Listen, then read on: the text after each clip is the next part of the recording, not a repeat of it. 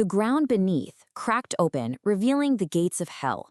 Okay, picture this. You're standing on a battlefield. You think you've finally secured the win, you're just catching your breath, and then suddenly the earth literally tears apart and pure evil just starts pouring out. Sounds crazy, right? Well, that is the terrifying endgame of the Spade Kingdom invasion. But, to really understand how this absolute nightmare actually became a reality, we've got to rewind the clock a bit and look at the whole strategy behind the chaos. Welcome back to today's Explainer, everyone. We are unpacking what is easily one of the most high-stakes conflicts in this entire universe, the rise of the Dark Triad and the opening of the Underworld gates. We're going to break down the incredible magic, the devastating betrayals, and, yes, the literal demons, to see exactly how this apocalyptic plot was executed from the ground up. Section 1. Peace Before the Storm. Okay, let's dive into this. So right after those absolutely grueling existential battles against the elves, the Clover Kingdom is basically just breathing this incredibly fragile sigh of relief. We've got Asta, Noelle, and Yuno training harder than ever, refining their magic, just refusing to ever be caught helpless again.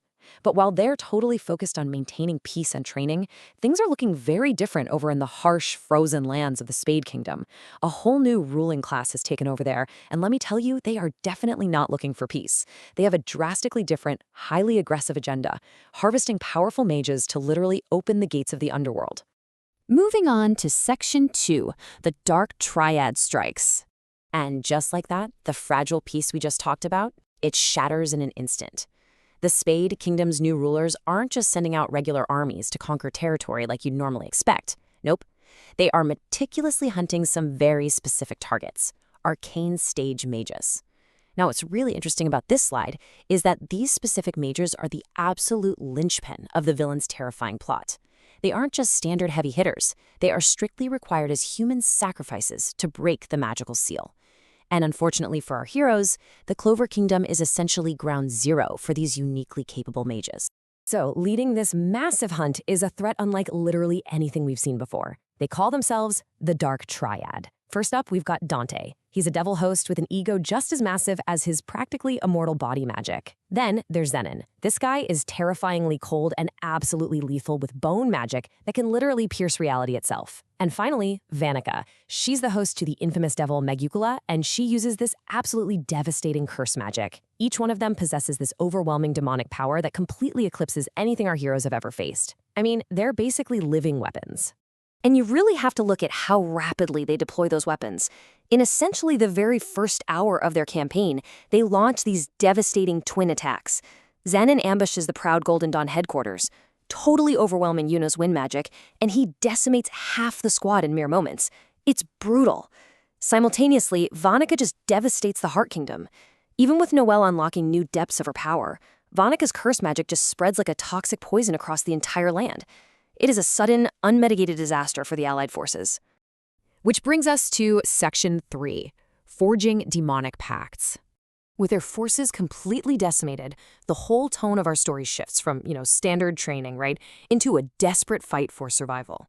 Because to counter devils, you really have to fight fire with fire. You need a devil host who actually understands the enemy's mechanics. Enter Nachtfaust.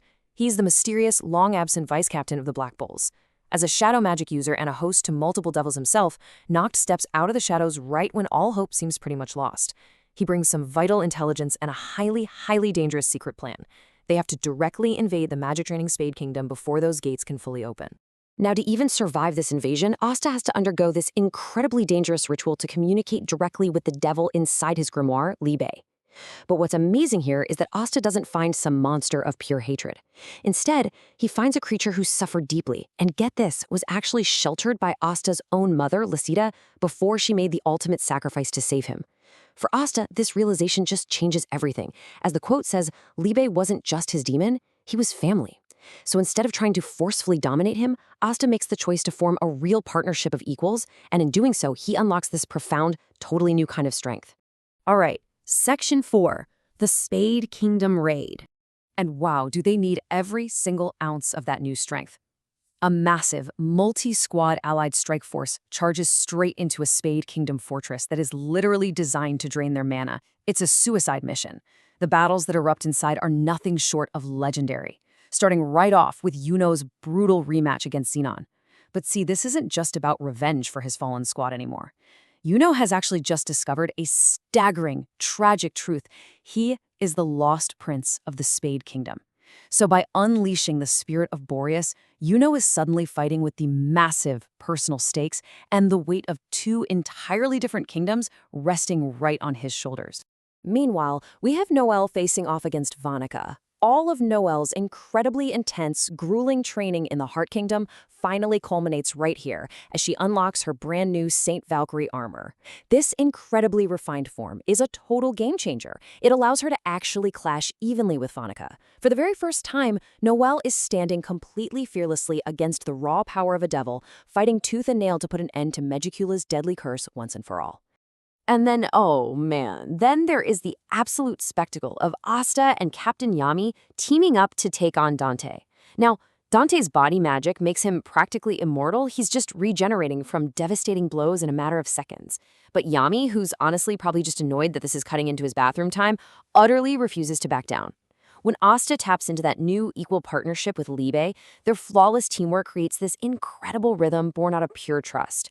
With one perfectly timed all-or-nothing strike, Asta's anti-magic sword just cleaves right through Dante's immortal regeneration. It is a massive, hard-fought win for the heroes. Section 5. The Underworld Gates Open. But just as our heroes secure these completely exhausting victories, the bottom falls out. 2. Now, this brilliantly illustrates a completely hollow victory, because exactly 2 captains, Yami and Vengeance, were still taken and secured as the massive mana sacrifices needed for the ritual. The heroes won their fights, but they were entirely too late. Even as the Triad members fall, the ritual just continues autonomously. The castle violently trembles, the ground cracks wide open, and those literal gates to hell we talked about at the very beginning, yeah, they shatter wide open. The air instantly grows thick with this awful malice as the very first devils actually pour into the human world. As Asta looks up at that torn sky, his anti-magic sword trembling in his hand, he knows that no one else can stand at the center of that storm but him. So it leaves us with this huge question. With the gates of the Underworld open, can a boy with absolutely no magic stop the ultimate evil? It's an incredible cliffhanger, and it permanently shifts the balance of this entire universe. Thank you so much for joining me to unpack this fascinating source material today.